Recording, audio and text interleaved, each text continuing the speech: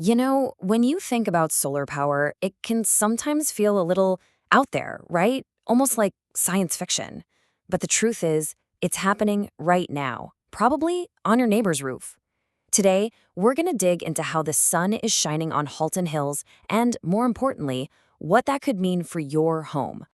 All right, let's just jump right in with this number. 83%. So, why is this so important? Well, it's pretty much the entire reason we're talking about this today. That's how much the cost of rooftop solar panels has dropped since 2009. I mean, a drop like that isn't just a small change, it's a total game changer. It takes solar from being this niche, expensive thing to a genuinely practical upgrade for your house. So, that massive price drop, it just blows the doors wide open on what's possible. Which leads us right into our first section here, why solar is, well, such a bright idea right now. And here's the thing, it's not just about being green anymore. The money side of it, that's completely changed. Okay, so what does this actually mean for you, the homeowner? Well, for starters, the system can pay for itself in less than 10 years, and we're talking about an investment that's built to last. These things just sit up on your roof, quietly doing their job for 25, even 30 years, with almost no maintenance. And get this, at the end of all that time, the panels can even be recycled. Plus, with different grants and loans available, it's easier than ever to get started. Look, general benefits are great, but the real question is always, yeah, but does it work here, in my town? And that's a fair question. So let's zoom in on Halton Hills specifically and see how you can actually tap into all that local sunshine. And this is where it gets really interesting, because these numbers bring it all down to earth, right here in our community. First off, Halton Hills gets more than 2,000 hours of sunshine a year. That is a ton of free energy just waiting to be captured. And your neighbors are definitely catching on. Just since 2020, we've seen 52 new projects get the green light. All told, solar's already powering about 700 homes around here. So this isn't some far-off idea. It's happening right now. Okay, this all sounds amazing on a perfect sunny day in July. But I bet I know what you're thinking.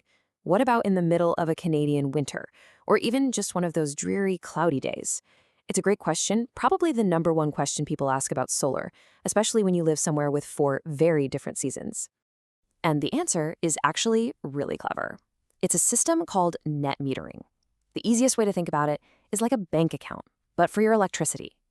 When your panels are making more power than you can use, you deposit that extra power into the grid. And in return, you get credits. It's this system that makes solar work all year round. So let's break that down. Picture one of those long, bright summer days. Your panels are just soaking up the sun, working overtime. They're easily powering everything in your house, and then some. All that extra electricity you're generating, it doesn't just disappear. It flows right out to the main grid, and your utility company basically says thanks and puts a credit on your bill for every bit of it. That's you making a deposit into your energy bank. Then, fast forward. It's a cloudy day, or maybe it's the middle of winter and the days are short. No problem. You just start withdrawing power from the grid like you always did.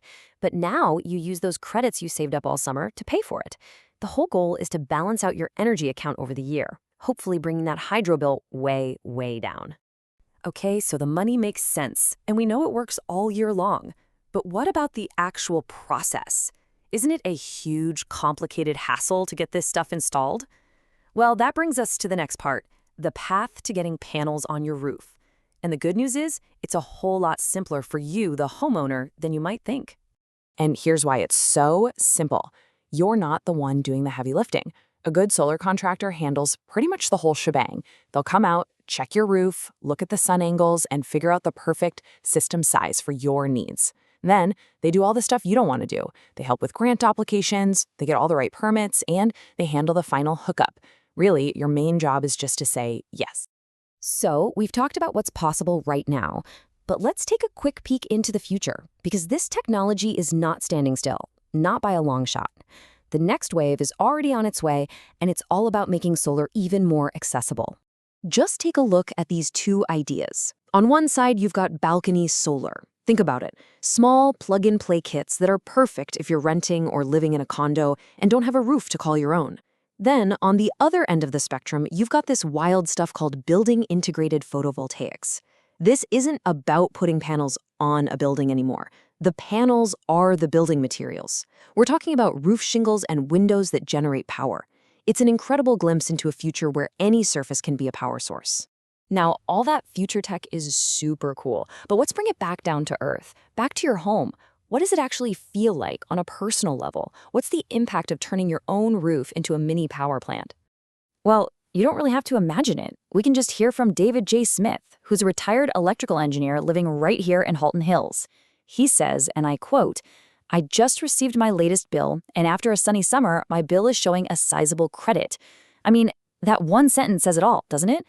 That's the payoff. It's when you realize you're not just buying power anymore. Your home is actually making it.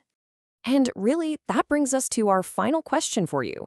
As this technology gets cheaper and easier to install every single year, it really makes you think, right? With all those thousands of hours of free sunshine just beaming down on your house, why couldn't your roof be the next power plant in the neighborhood?